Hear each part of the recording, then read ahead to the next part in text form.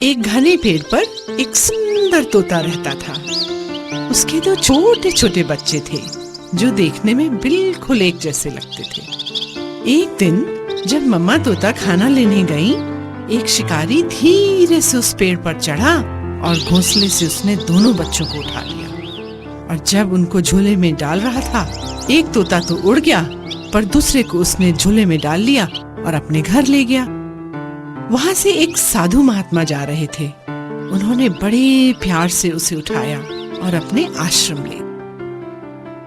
इस तरह दोनों तोते बड़े हो गए, एक तोता शिकारी के साथ और दूसरा साधु महात्मा के साथ आश्रम में पलने लगा। बहुत दिन बीत गए बच्चों। एक दिन एक राजा उस जंगल से गुजर रहा था।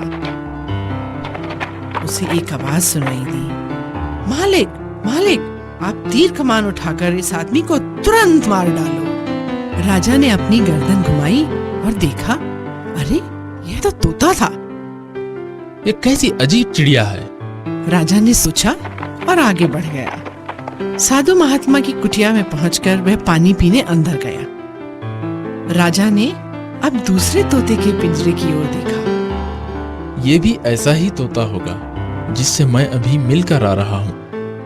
स्वागत है, हे महान राजा, तुम्हारा इस घर में स्वागत है। सुनकर राजा आश्चर्य में पड़ गया। सोचने लगा, देखने में तो शिकारी का तोता भी बिल्कुल ऐसा ही दिखता था, परंतु स्वभाव में कितना अंतर है।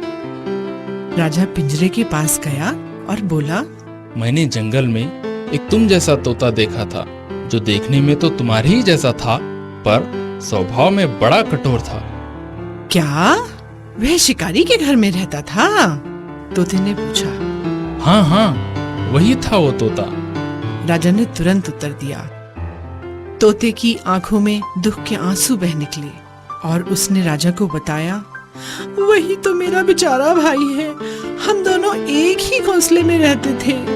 एक दिन जब मेरी माँ दाना चुगने गई हुई थी, एक शिकारी ने हम दोनों भाइयों को अपने जाल में फंसा लिया।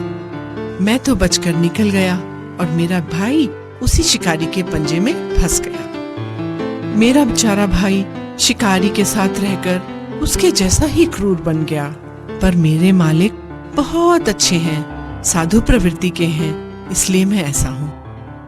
अच्छी संगति का अच्छा प्रभाव और बुरी संगति का बुरा।